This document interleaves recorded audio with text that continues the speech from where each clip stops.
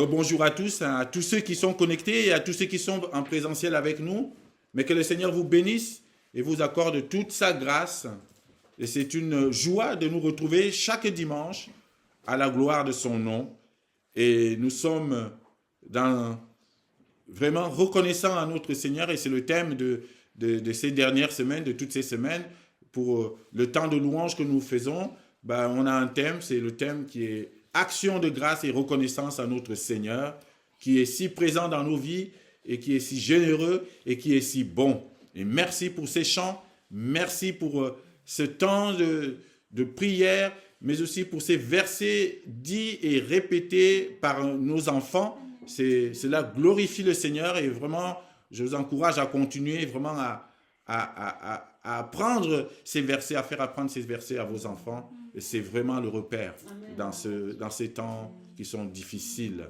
C'est une grâce d'être là encore ce matin. Alors on vient de chanter, on a chanté vraiment avec force, on a chanté de tout notre cœur. Et j'ai envie de dire de tout notre corps. Et le thème ce matin, c'est le corps.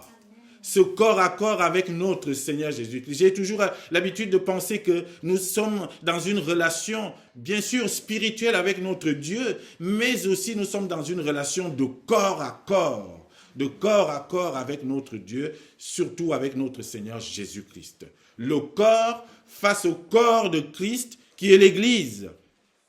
Qu'est-ce qu'on fait de notre corps? Et nous venons de chanter ici aussi le sacrifice accompli par notre Seigneur Jésus-Christ sur la croix, en lui disant merci pour ce sacrifice. Il a donné le premier. Et la question que nous pouvons nous poser ce matin, c'est qu'est-ce que nous pouvons donner en retour à notre Dieu? Qu'est-ce que nous pouvons sacrifier à notre Dieu au jour d'aujourd'hui? D'ailleurs, la question, c'est est-ce qu'il y a quelque chose qu'on puisse donner à Dieu qui puisse le combler totalement? Est-ce qu'il y a quelque chose que nous puissions lui rendre en retour par rapport au sacrifice suprême qu'il a accompli sur la croix? Mais la réponse est rien, pas grand-chose. Il n'y a rien qu'on puisse donner à Dieu qui puisse vraiment le satisfaire. Mais l'apôtre Paul nous parle d'une manière particulière ce matin. Il va nous dire que oui, nous avons quand même quelque chose à donner. S'il y a quelque chose que nous pouvons donner à Dieu, c'est tout de nous. C'est notre corps. C'est bien sûr notre cœur, c'est bien sûr notre âme, c'est bien sûr notre esprit, mais aussi notre corps. Et quand on chante avec la voix de notre corps. Et quand on lit la Bible, on lit avec les yeux de notre corps. Et quand on marche avec les pieds de notre corps. Mais la question est, sur les chemins que tu empruntes, est-ce que ces chemins glorifient Dieu? Ce que tu touches avec tes mains, est-ce que cela glorifie Dieu? Ce que tu regardes avec tes yeux, est-ce que cela glorifie Dieu? Est-ce que ton corps glorifie Dieu? Et l'apôtre Paul va nous dire, glorifie donc Dieu dans ton corps. Le corps fait partie aussi de cette relation particulière que nous avons avec Dieu. Et souvent, nous avons tendance à l'oublier. Et c'est ce qui s'est passé à l'époque, au moment où l'apôtre Paul écrit ce chapitre aux Romains, à la communauté chrétienne de Rome. Ils avaient pour habitude de penser que il n'y a que l'âme et l'esprit qui soient en lien avec la vie éternelle. Le corps n'a rien à voir avec la vie éternelle. Et c'est ça la philosophie une certaine philosophie qui circulait à cette époque-là. Et ça a fait des dégâts dans les églises. C'est-à-dire qu'on a réussi à faire comprendre aux gens qu'ils pouvaient utiliser leur corps comme ils voulaient. Ils pouvaient faire ce qu'ils voulaient de leur corps, quitte à le livrer à la débauche. Il y a toutes sortes de perversités. Du moment où l'âme et l'esprit étaient consacrés à Dieu, le corps n'avait rien à voir. Et donc les gens, qu'est-ce qu'ils faisaient? Ils étaient à l'église le dimanche, par exemple, et dès le lundi, ils se retrouvaient dans des choses qui n'honorent pas Dieu. En disant, mais non, le corps n'a rien à voir avec le salut. Et l'apôtre Paul va écrire notamment ce chapitre 12 pour leur dire, mais vous avez aussi à sacrifier votre corps à Dieu. Prenez soin de ce corps, parce qu'il ne vous appartient pas. Ne livrez pas votre corps à la débauche. La ville de Rome était connue à cette époque antique comme une ville perverse, une ville où régnait de la débauche. C'était une grande ville, un grand centre commercial et ça venait de partout. D'ailleurs, d'où l'expression « tout chemin mène à Rome ». Et on disait aussi « tout chemin part de Rome ». Donc c'était un centre qui brassait toutes les cultures. Les gens qui venaient de partout, ils se retrouvaient à Rome. Et il y avait la culture, cette culture antique, la culture du corps. Et donc les gens faisaient tout ce qu'ils voulaient de leur corps. Ils se livraient à toutes sortes d'exactions et de perversités avec leur corps. Et cela avait commencé à contaminer la communauté chrétienne de Rome. Ils étaient noyés dans cette ambiance, la culture du corps. On fait ce qu'on veut. La débauche, la perversité, toutes sortes d'exactions pourvu que l'âme soit sauvée. Or, c'était une erreur. L'être humain, c'est le corps et esprit et âme, c'est tout entier. Et le corps aussi doit être maintenu, préservé. Ce corps qui est en contact avec un autre corps, le corps de Christ qui est l'Église, notre corps doit être sanctifié, saint, pour ne pas entacher le corps de Christ, qui est l'Église. Donc on est dans une relation de corps à corps. Voilà pourquoi l'apôtre Paul va leur dire, vous pouvez sacrifier votre corps à Dieu, comme un sacrifice vivant. Et c'est ce qu'il veut nous dire ce matin, cette relation particulière avec notre Dieu. Alors, le thème ce matin, c'est de dire, offre ton corps à Dieu pour préserver le corps de Christ, qu'est l'Église. L'Église de Jésus-Christ est faite de membres que nous sommes. Et c'est des êtres humains, physiques. Nous sommes là, corps, âme et esprit, on peut nous toucher. Et ce contact-là rentre en contact avec le corps de Christ. Une église locale, ce n'est pas une vue de l'esprit. C'est un ensemble d'individus, d'hommes et de femmes et d'enfants qui se retrouvent à un endroit pour louer. Et nous sommes donc, en cela, nous formons le corps de Christ. Et pour que tout aille bien et tienne, nos corps, nous devons les sacrifier, les consacrer à Dieu. Et c'est ce que l'apôtre Paul va nous dire ce matin. À travers cette lettre qu'il adresse à une communauté chrétienne d'une époque, cela nous concerne, nous aussi, aujourd'hui. Offre ton corps à Dieu pour préserver le corps de Christ, qu'est l'Église. On va lire, donc, Romains chapitre 12, à partir du verset 1. Mais avant de commencer la lecture du verset 1, je veux commencer un peu plus haut la lecture, c'est-à-dire à la fin du chapitre 11, à partir du verset 33, et qui nous dit ceci, et cela nous permettra de comprendre vraiment le contexte qui va enchaîner ici. Ô profondeur de la richesse, de la sagesse et de la science de Dieu, que ses jugements sont insondables et ses voies incompréhensibles. Car qui a connu la pensée du Seigneur ou qui a été son conseiller, qui lui a donné le premier pour qu'il ait à recevoir en retour? C'est de lui, par lui et pour lui que sont toutes choses. À lui la gloire dans tous les siècles. Amen. Alors l'apôtre Paul enchaîne justement le chapitre 12 comme une conclusion de ce qu'il vient de dire. Il nous dit, qui lui a donné le premier pour qu'il ait à recevoir en retour. Une façon de dire, c'est lui qui nous a donné le premier. Et dit donc, à la suite de cela, je vous exhorte donc, vous aussi maintenant, je vous exhorte donc, puisqu'il nous a donné le premier, je vous exhorte donc, frères, par les compassions de Dieu, à offrir vos corps comme un sacrifice vivant, saint, agréable à Dieu, ce qui sera de votre part un culte raisonnable.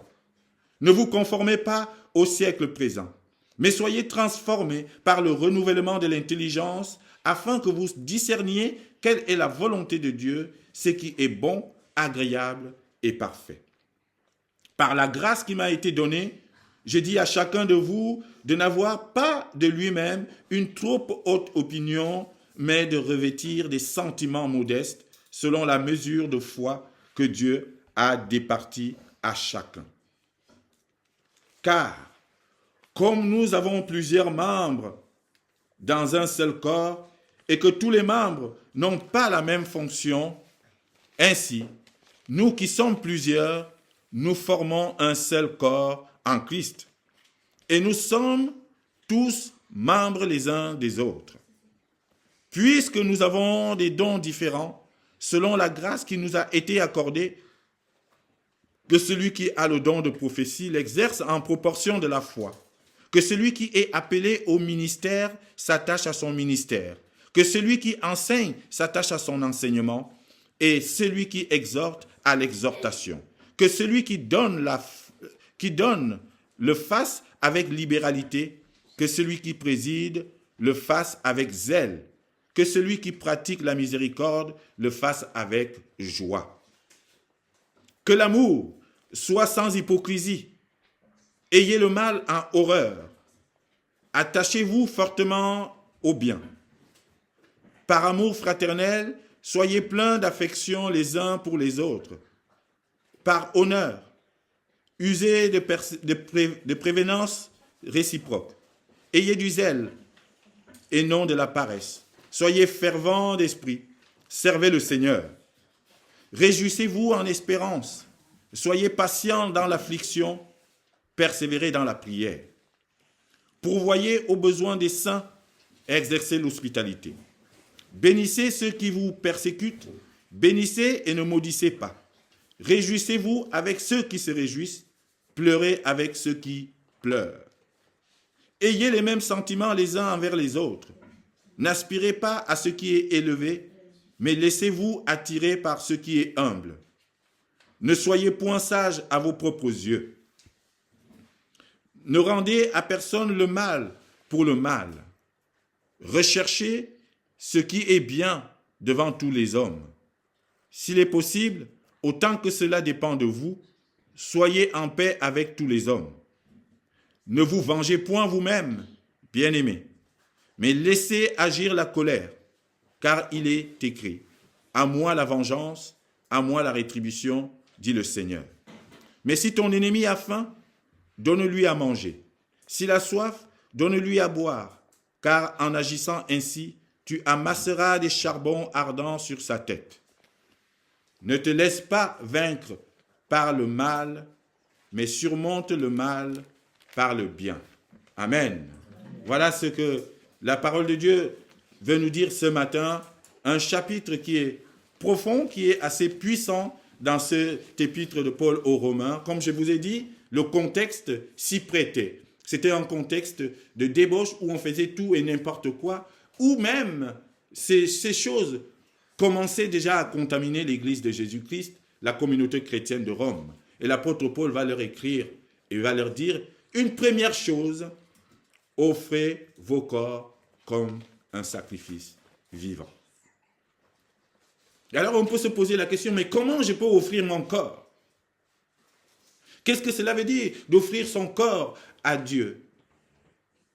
C'est en fait de faire en sorte que tout ce qui participe de notre corps et tout ce en quoi notre corps est impliqué puisse glorifier Dieu. Oui, tu peux glorifier Dieu dans ton corps. Ce n'est pas simplement une question de cœur, ni d'esprit, ni d'âme simplement, mais c'est aussi le corps. Le corps doit participer à la glorification de Dieu. Ça veut dire qu'on ne doit pas faire n'importe quoi de ce corps. Ça veut dire qu'on doit faire attention à ce qui se passe dans notre corps. Ça doit être un sacrifice saint et agréable à Dieu.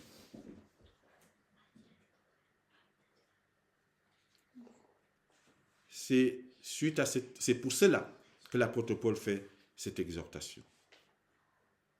Je vais vous donner quelques versets et vous relirez chez vous et qui sont en lien avec cette attention particulière que nous devons attacher à ce corps.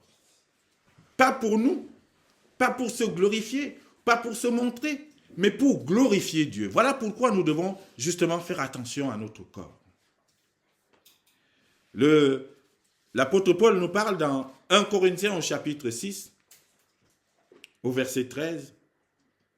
Il va dire, « Mais le corps n'est pas pour la débauche, il est pour le Seigneur. Et le Seigneur pour le corps. » Dans ce même chapitre, au verset 15, il va dire, « Ne savez-vous pas que vos corps sont des membres de Christ? Prendrais-je donc les membres de Christ pour en faire les membres d'une prostituée? » Donc il s'adresse ici encore à une communauté justement qui avait justement cette tendance, vous savez, à la culture grecque de l'époque, c'était ça, c'est vraiment la culture du corps. On fait ce qu'on veut de son corps. Liberté totale. Mais en fait, pas liberté, libertinage. Et l'apôtre Paul va reprendre justement les choses en main pour cadrer. Votre corps, vos corps sont des membres de Christ. Et quand on comprend ça, on se dit attention à ce que je fais de mon corps. Toujours dans ce chapitre 6 d'un Corinthiens, au verset 19, il va dire, « Ne savez-vous pas que votre corps, et ça c'est une parole que nous connaissons tous, est le temple du Saint-Esprit. Le Saint-Esprit qui est en vous, que vous avez reçu de Dieu, et que vous ne vous appartenez point à vous-même. » Attention à ce qu'on fait du corps.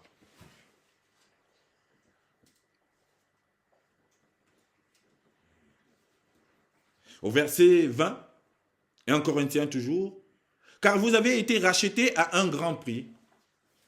Glorifiez donc Dieu dans votre corps et dans votre esprit qui appartiennent à Dieu. » Ton corps appartient à Dieu.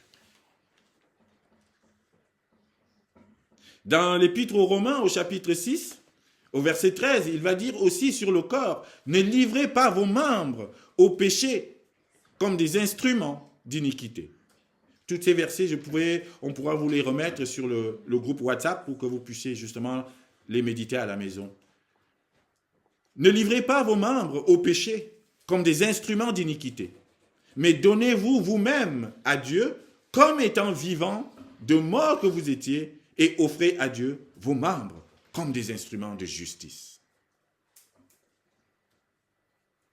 Verset 12 du même chapitre aux Romains. Que le péché ne règne donc point dans votre corps mortel et n'obéissez pas à ses convoitises. Nous voyons là qu'il y a une attention particulière que l'apôtre Paul veut porter à ce corps. Et il nous dit de l'offrir à Dieu comme un sacrifice vivant. Pourquoi vivant? Parce que le seul sacrifice qui a agréé Dieu, c'est la mort de Christ sur la croix. Et maintenant, Dieu ne veut plus qu'on meure pour lui, mais il veut qu'on vive pour lui. C'est cela. C'est une seule personne est morte pour lui, c'est Jésus-Christ. Et cela a suffi. Et c'est cela que Dieu nous demande. Que le Seigneur soit glorifié.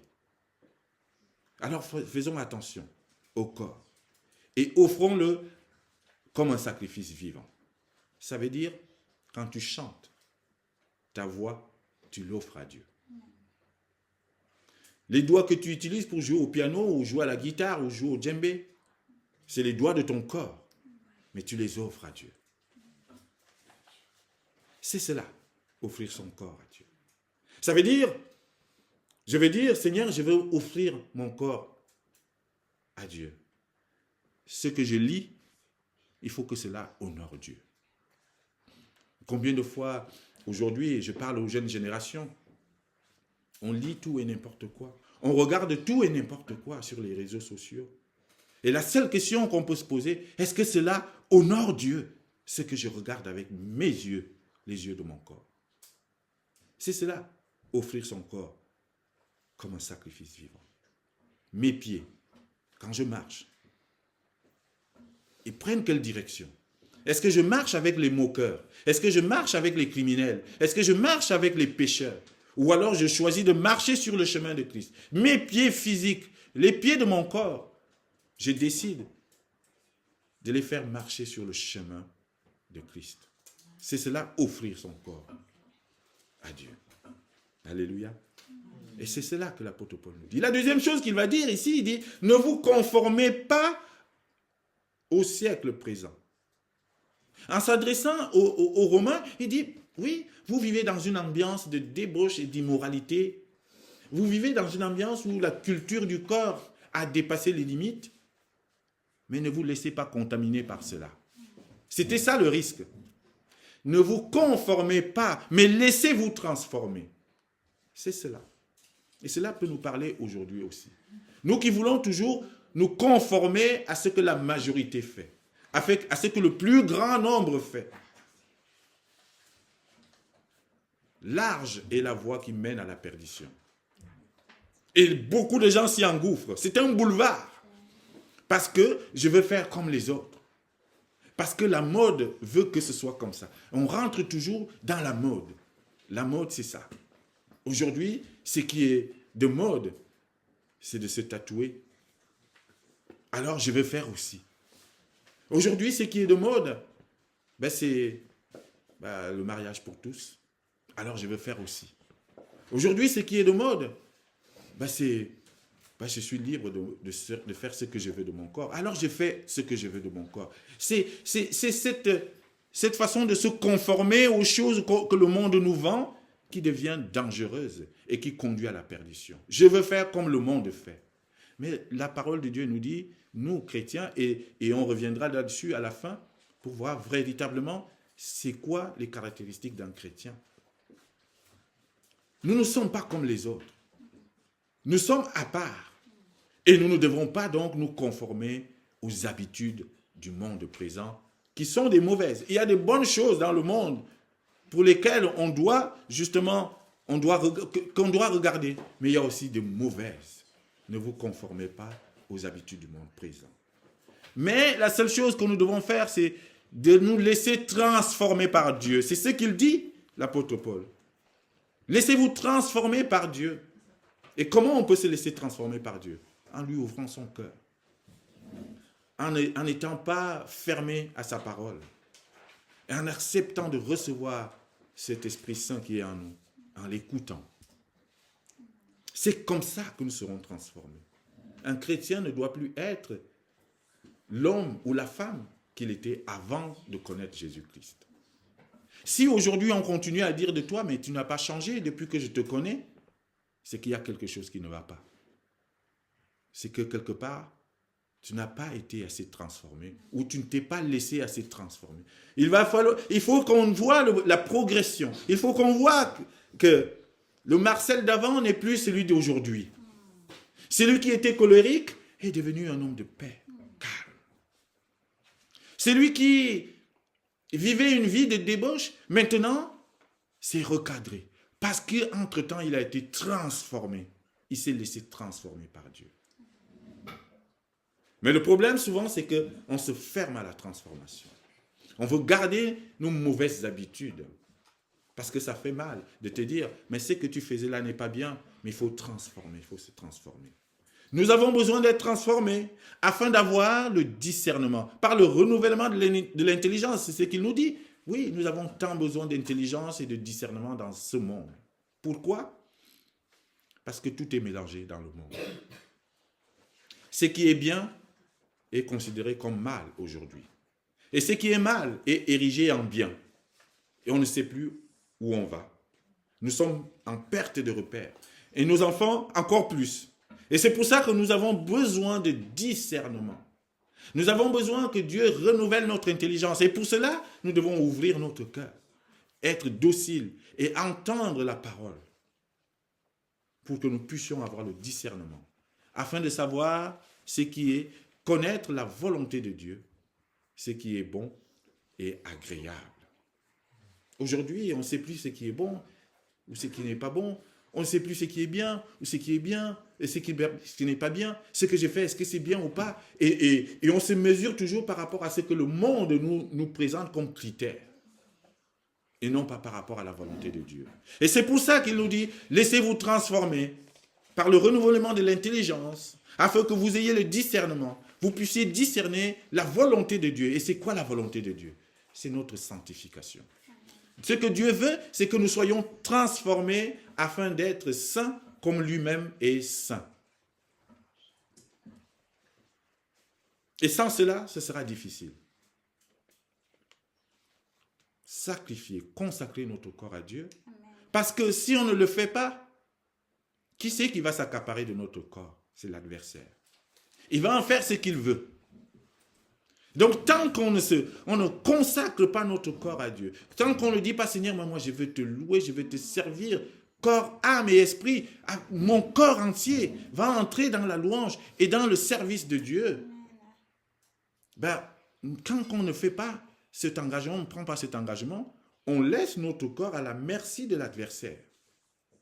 Parce qu'il dit, voici quelqu'un qui est libre, encore libre, il va en prendre possession et ce n'est pas bon. Alléluia. Consacrer à Dieu. Ne pas se conformer au siècle présent et nous laisser transformer. Voilà ce que Dieu veut pour nous. Alors pour se laisser transformer, cette transformation se voit à travers notre conduite, comme j'ai dit tout à l'heure. Il faut qu'on sache que cette personne n'est plus la même. Cette personne a été transformée par le Seigneur Jésus-Christ. Et la première chose qu'on peut voir, c'est l'humilité. Il dit, revêtez-vous d'humilité. Le verset 3, les sentiments modestes. Et c'est par cela qu'on voit que quelqu'un a changé. Et nous avons besoin de cela parce que l'apôtre Paul communique et parle ici à une communauté chrétienne, donc à une église à Rome. Et il parle aussi à nous. Nous devons tous être revêtus d'humilité. Pour que ça tienne, pour que le corps de Christ, que l'église tienne, il faut qu'il y ait les membres qui composent cette église soient remplis d'humilité. C'est l'orgueil qui tue l'église, chers frères et sœurs. C'est la recherche du pouvoir qui a fini par détruire certaines églises. Moi, je peux faire ci, moi, je veux faire ci, et moi, je fais plus que les autres, et moi, je veux faire mieux que les autres. C'est l'orgueil. Et c'est ce qui s'est passé dans cette communauté. Et l'apôtre Paul dit, revêtez-vous d'humilité. L'envie de se montrer plus haut que l'autre. Non.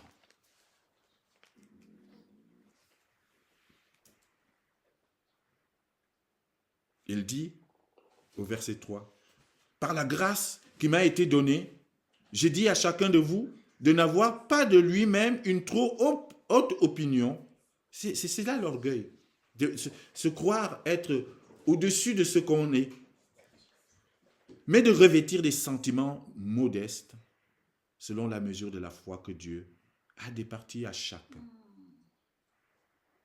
A départie à chacun.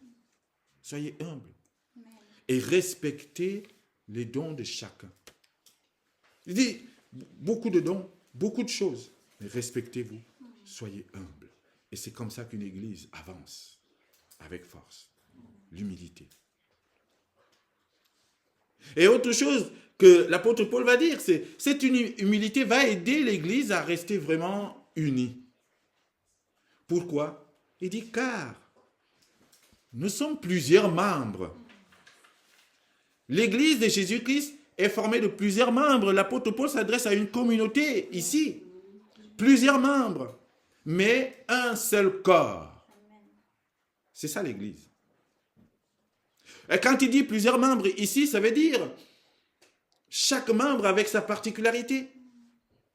Nous venons de différents horizons. Nous venons de partout dans le monde. Nous avons différentes origines. Nous avons différents dons. Nous venons de cultures différentes, d'éducations différentes. L'éducation que j'ai reçue, ce n'est pas la même que tu as reçue. De milieux sociaux différents. Et nous avons même des caractères différents. Mais nous sommes appelés tous à former le corps de Christ. C'est ça que l'apôtre Paul va nous dire. Et ça, c'est la volonté de Dieu. Parce que je me suis toujours posé la question, mais Seigneur, pourquoi tu n'as pas fait les choses simples et faire en sorte que les gens se réunissent par communauté, par affinité, par origine, et pour qu'on soit tous la même chose, qu'on pense la même chose, ce serait plus simple. Mais la diversité dans l'église de Jésus-Christ, c'est la volonté même de Dieu. Et c'est cela qui va éprouver notre capacité à vivre ensemble, à faire preuve d'unité. C'est parce que je ne suis pas comme mon frère et mon frère n'est pas comme moi, ma sœur n'est pas comme moi, et chacun a son caractère, chacun a son don, chacun a sa façon, et Dieu nous dit, vous êtes appelés donc à faire en sorte que tout cela fonctionne ensemble. Et qu'est-ce qui va faire le lien? C'est Christ. C'est parce que nous regarderons tous à Christ. Et tant que nous regarderons tous à Christ et que nous viendrons tous avec la même idée de louer, de célébrer notre Seigneur Jésus-Christ qui a fait tout pour nous, alors ça tiendra. Christ, c'est le ciment qui fait tenir tous ses membres. Et il prend souvent l'exemple du corps. La tête n'a pas la même fonction que les pieds. Les yeux n'ont pas la même fonction que les bras, etc. Mais tout cela ensemble permet au corps de tenir. Plusieurs membres, mais un seul corps. Et c'est pour cela que nous sommes appelés à préserver l'unité de l'Église, à nous supporter les uns les autres. Je sais que mon frère, parfois, il peut avoir un caractère difficile, mais je le sais. Mais il est là. Mais c'est mon frère en Christ. Et j'avance, et je supporte. De temps en temps, je lui dis attention un peu parce que... Et lui aussi me comprend. Et tout cela, c'est par l'Esprit de Jésus-Christ. Sans cela, ça ne tiendra pas. Plusieurs membres, mais un seul corps. Et mon souhait, c'est que notre assemblée, notre Église, soit cette Église unie et qui regarde à Christ et à Christ seul. Alors, pour finir, l'apôtre Paul va nous définir, répondre à une question. Qu'est-ce que c'est qu'un chrétien? Qu'est-ce que c'est qu'une vie chrétienne? C'est quoi un chrétien, en fait? Souvent, nous avons tendance à oublier ce que nous sommes. Ce que nous sommes censés être. Un chrétien. Un disciple de Christ. Et cela se définit par quoi? Qu'est-ce qui caractériserait un chrétien aujourd'hui? Et nous avons besoin, et ce sera vraiment juste une série de rappels. Je sais que beaucoup, nous tous, nous connaissons ça et nous savons cela. Mais le Seigneur me met à cœur de nous rappeler cela. Afin de nous mettre en garde. Dire, voilà la ligne. Et ce n'est pas une liste d'interdits, non. C'est juste un ensemble de caractéristiques qui nous permettra justement de bien toujours savoir qui nous sommes, afin de ne pas nous perdre dans un monde qui veut qu'on se conforme à ses habitudes. Qu'est-ce qu'un chrétien? Un chrétien, et c'est par là que le texte finit, c'est celui qui est rempli d'amour. Un amour sans hypocrisie. C'est ce que l'apôtre Paul dit. Un chrétien, c'est celui qui déteste le mal par-dessus tout. Il dit, ayez le mal en horreur. Un chrétien, c'est celui qui a du zèle et qui sert le Seigneur. Il dit ici, servez le Seigneur. Le chrétien est d'abord un serviteur. Parfois, nous avons tendance à l'oublier. Service, gratuit.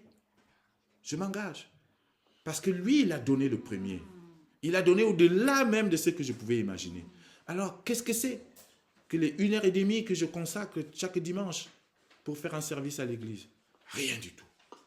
Nous sommes d'abord des serviteurs. Un chrétien, c'est celui qui se réjouit en espérance. Si on n'a pas d'espérance, on est mort.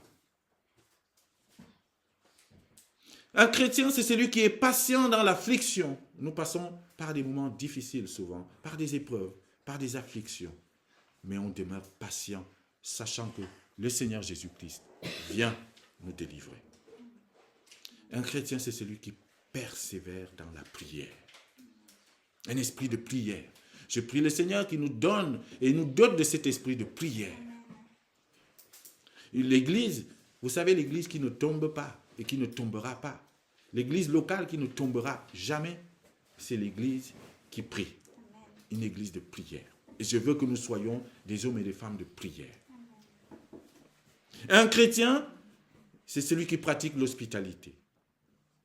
Un chrétien se réjouit avec ceux qui se réjouissent et il pleure avec ceux qui pleurent. Les chrétiens, ils ont les mêmes sentiments les uns envers les autres. C'est cela, un chrétien. Un chrétien, il est attiré par quoi? Il est attiré non par ce qui est élevé, mais par ce qui est humble. L'humilité. C'est cela, un chrétien. Un chrétien, bien-aimé en Christ, il n'est pas sage à ses propres yeux. Il ne pense pas qu'il connaît plus que tout le monde.